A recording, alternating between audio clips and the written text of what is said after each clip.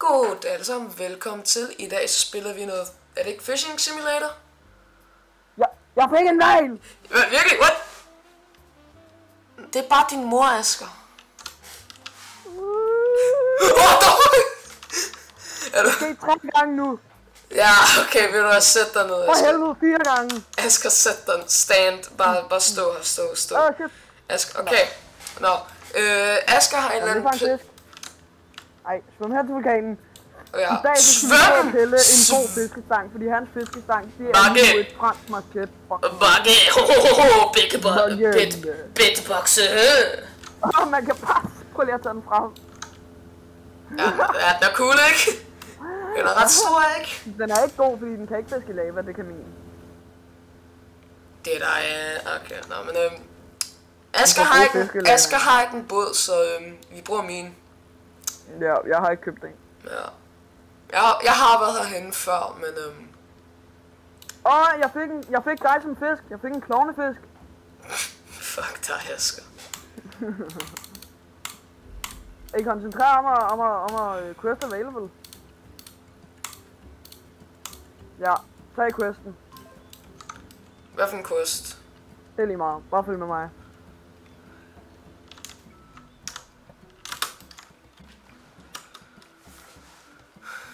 Følg med mig, my friend. Jeg kommer. Jeg kan ikke helt huske på den der, men jeg kan godt huske på den der, så jeg tror, jeg kan huske Asger, på den der, men det kan jeg fangede dig som fisk. En small. Okay, Den her, den er også lille. Snak med Kai. det kan jeg ikke. Nå, så går bare ind. Jeg skal tale til Port Jackson.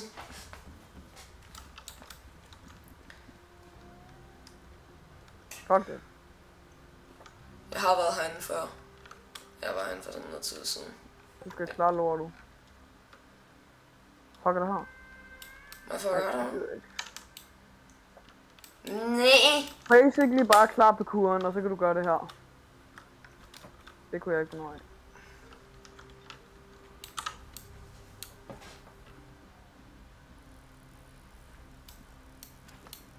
Vent, jeg tror min kan. Det er den ikke.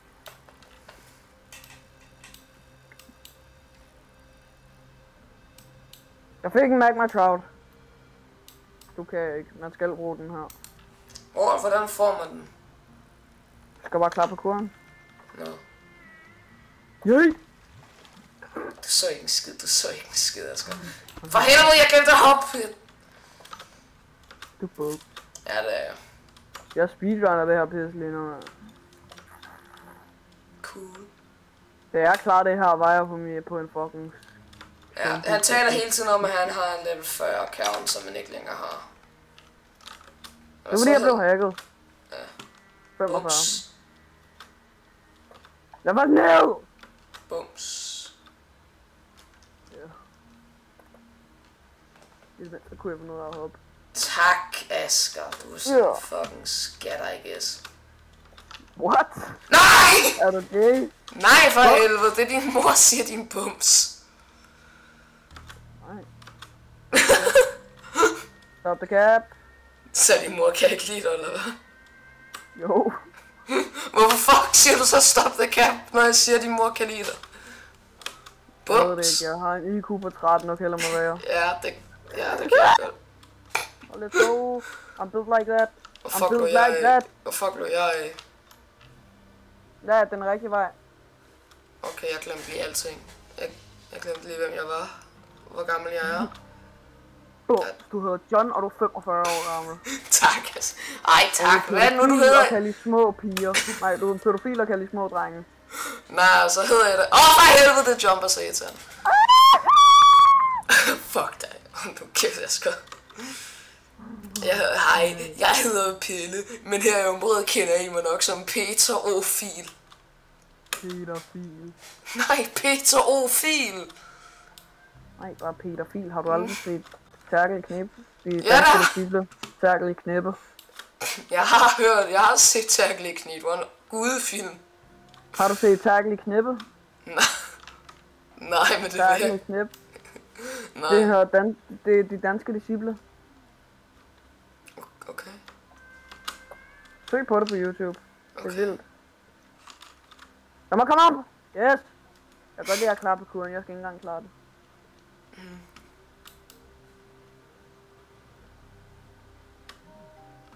First, I need to go this way.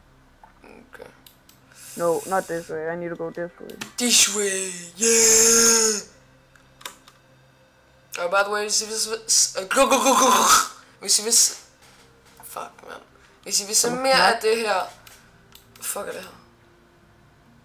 Ah, nej! Jeg vil lige være død. Fuck er det, jeg lige har gjort?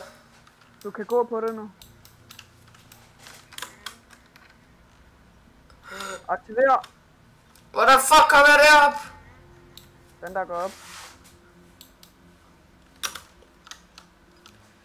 Jeg er god til det her spil. Yeah! Okay, hvor skal jeg hen? Jeg ved det ikke. Bum. Nå, hej Asger. Hallo, first, second. Skal jeg bare gå hen til dig? Ja, og derover så tag den der hedder first. Third? First. Bum. Det her jump kan man sgu da ikke lave. Det kunne man godt. Ja, bum.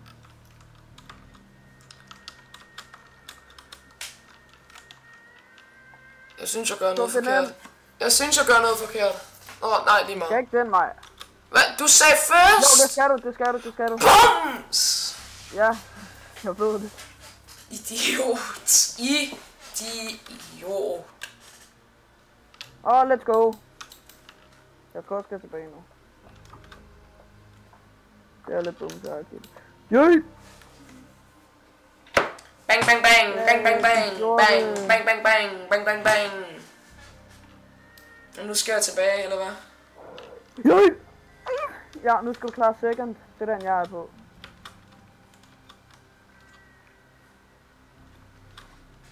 Jeg skal ikke bag nu! Jeg skal på født, jeg er bare bedre.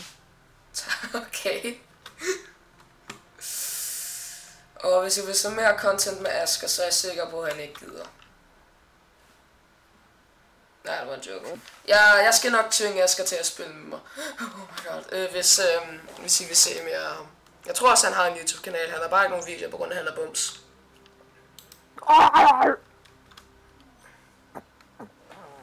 Nej, jeg er klar. Der er kraftet med mere. Der er en eller anden, der skyder på mig. Jeg håber, jeg skal den her vej. Hvorfor skyder vi Nej, ikke bare lava? Hvorfor skyder man ikke bare lavaen? Er jeg for big brain, eller er jeg for bums? Nej, det er den her vej. Det er fordi, at... Altså, så ville det være for nemt. Ja. Jeg hader de her hop. Jeg skal på third, jeg er bare bedre. Jeg er i gang med født. Nej, du er. Vent her. Jo. Nej. Jo.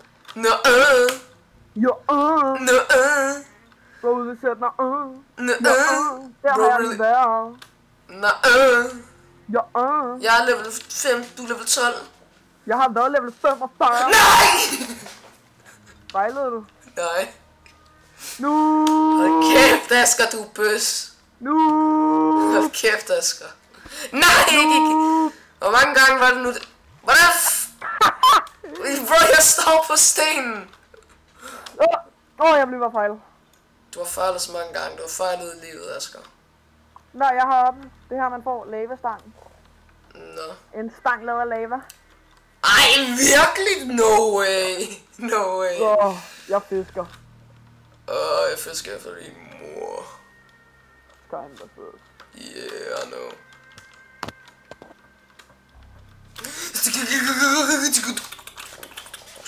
Shimmer bag. Ja, okay. Jeg er bare bedre sådan. Fik bare en magma trout, det taber ikke. Jeg fisker hele herfra. Nu skal du bare vente. Jeg tror, jeg ser dig. Jeg kan se din stang. Hej, Asger. That's kinda gay. Jeg ser dig fisker, jeg kommer. I'm coming for that ass. Hvad fuck står du på? Hvad fuck står du på? Jeg er bare hacker. Okay. Du burde hoppe af her.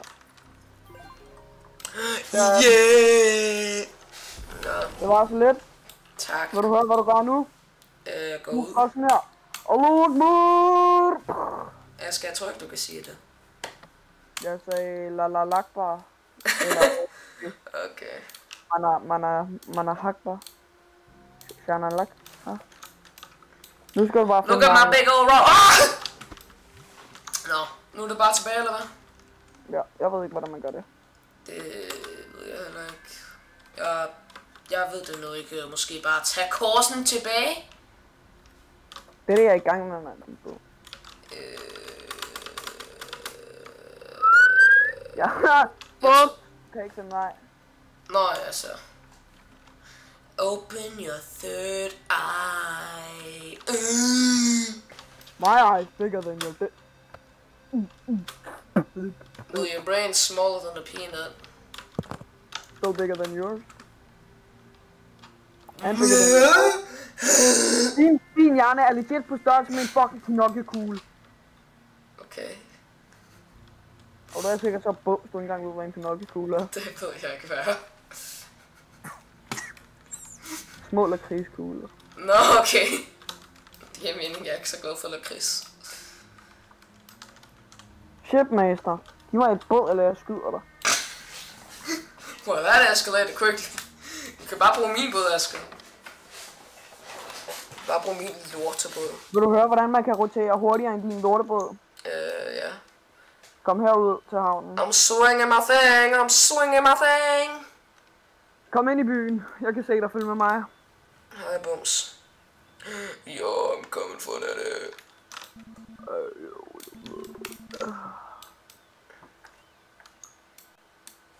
Hvad fuck blev du nu af? Jeg giver mamma daddy. Der.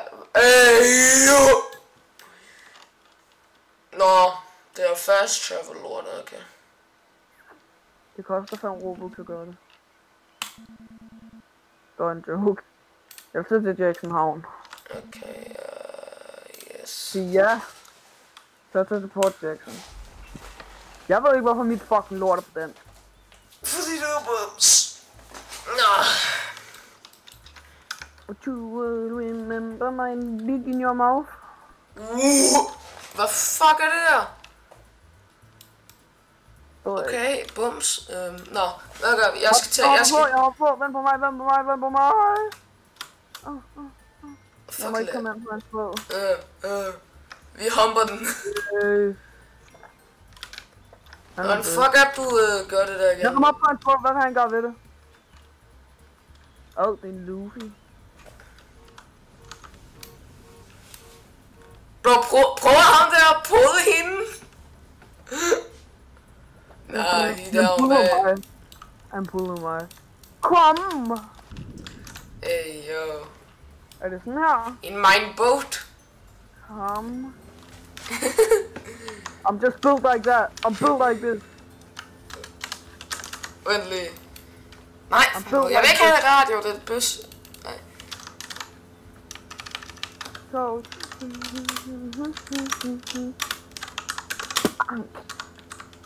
Where we going, uncle? Where we going, Uncle Peter? Ja, præcis. Er din onkel Peter? Nej. Bruh. Hvor er det fiser, Rufi? Bruh, and du er lidt mærkelig. Han skriver bare, bro.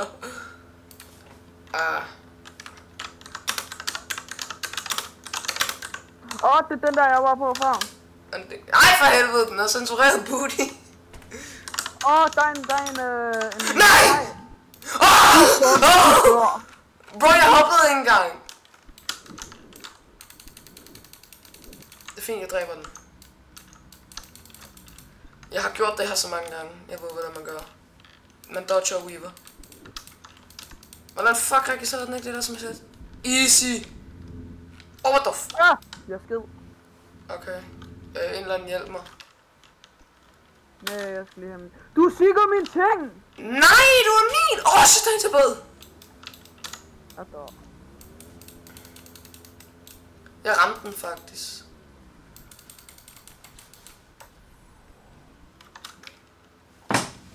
tror, jeg fik... Don't leave me here, Michael! Hey, bro, hey, bro,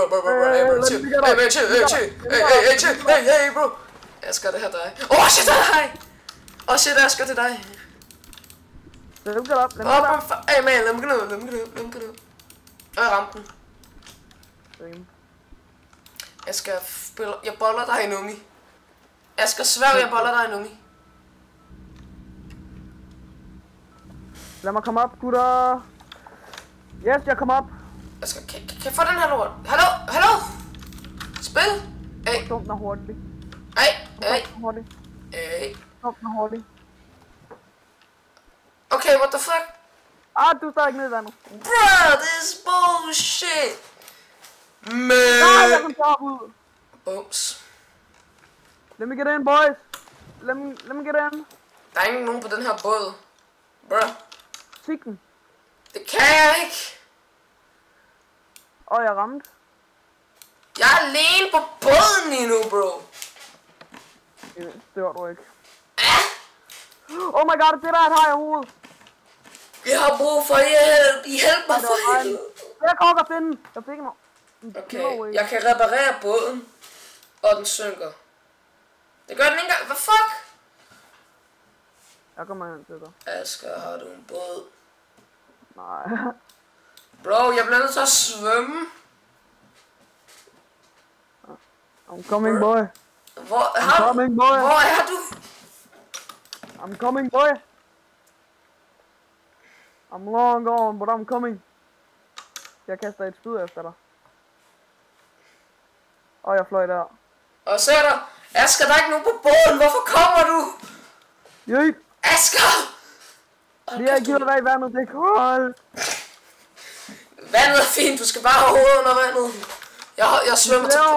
Jeg svømmer til Port Jackson. Jeg svømmer til stenen og så til Port Jackson. Bro, der er folk derhenne. Kom, Asger.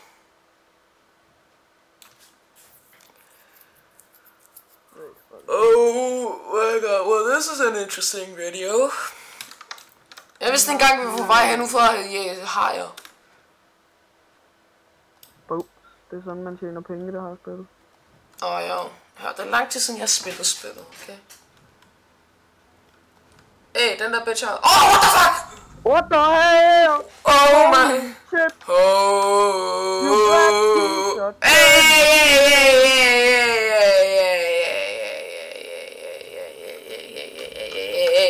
No need to be racist. Pussy. Here's a black dirty slave. What the fuck? Nah. Bro, jeg skal lidt have en video, tak.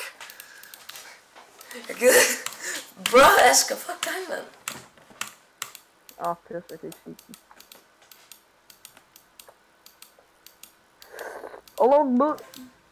Okay, Asger, du må meget gerne lade være med. Filmer du stadigvæk? Ja, for helvede! Jeg fatter ikke, hvad din seer gider at se. En eller anden autistisk barn. Nå, dig? Ja. Where's your dumbass? Du er bare lonely. Man, if you don't shut that ass up. I wanna eat your ass. Jeg fik en epic pike. Jeg fik pike fra League of Legends. Pike fra League of Legends! Hvad? Du har fået en hejhale. De sælger for meget. Cool. Hvordan er jeg homo? Bro, du er bare dårlig. Jeg fik en uncommon. Den er bedre end din epic. Sikkert. Ja, I know. Jeg fik en common, den er bedre end din uncommon. Ja, men jeg har en orcastin, den er mere værd end din hejhale. Bro, hvorfor er du orcas? De er fucking awesome. Fuck det. Bro, fuck dig. Du skal bare dø. Du skal bare dø. Okay, så dræber jeg mig selv. Ja. You should kill yourself now!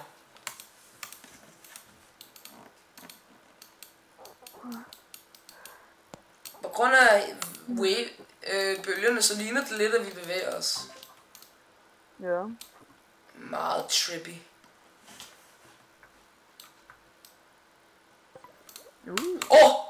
Den her, den er god. Du er heldig. Ja. Du tager fisken her til hen på en ny en. Jeg Vent på skræmmer mig. den væk. Allahu Akbar. Jeg skal da være med at råbe det der Nej, jeg lort. kigger hvad det er. Nå, det var sådan en. Jeg fik en legendarisk. Og jeg sværger til Pro Jackson. Det er godt, du bare kan dræbe dig selv, ikke? Jamen, ja, virkelig? Men beholder jeg tingene? Ja. Jeg stoler ikke på dig. Kig på mig, ikke? Jeg kan ikke... Jeg har OBS åben på den anden. Jeg har lige dræbt mig selv. Okay. Jeg har så ikke min ting. Okay. Jeg dræbte også lige mig selv. Ja. Du mister den, hvor du dum. Ej. Jeg dræber dig hvis... Okay, godt. Se det der, se det der. Spækhuggefinde. Sjælden. Fucking 806, man. Damn! Så kig, hvad din fucking hale sælger for. Jeg ved, hvis mit... Ja, sure. Okay. Skip på... Jeg skal prøve at se på mit sharkhead. Ja, til gengæld. Sharkhead, fuck, du er heldig. Hvor er du homo? Jeg har fået et, hvad hedder det... Jeg var på det smurf cat. We live, we love, we lie. Shout out to Alan Walker, by the way. Shout out to We Alan Walker. live, we love, We lie.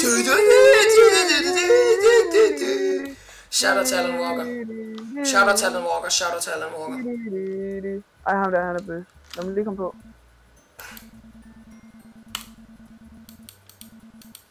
Han er bum. Jeg Er du tror... dum min brød? We live, we love, we lie, manden. Er du dum, den er hurtig? Se, sprungis. Okay. Bro, what the fuck?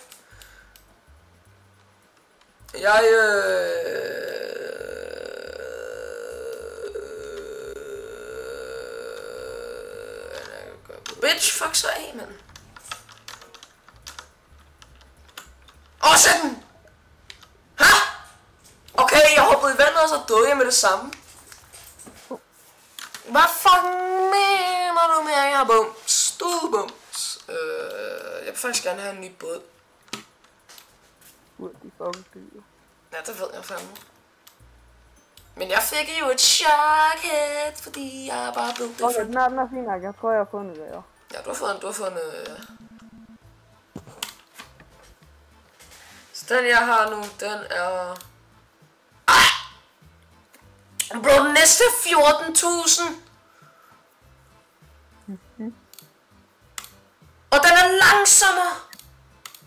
Prøv at kigge på den der, lige ned under den, du er på nu. Den havde Erik, prøv at gå ind til venstre. Det der, det er højre, din idiot. Den der, den havde jeg, prøv at gå ind ned. Den havde jeg også. Okay. Weird. Hvorfor koster et surfboard 300.000? Jeg skulle ikke til at sige 30.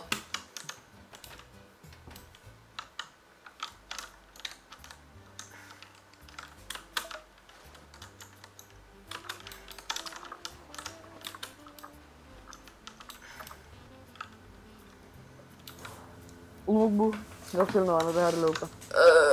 Okay, jeg tror, jeg slutter videoen her, mens jeg sejler ind i mørkenatten. Det giver ikke nogen mening. Nå, like og subscribe, fordi... Please. For satan, min hoppe!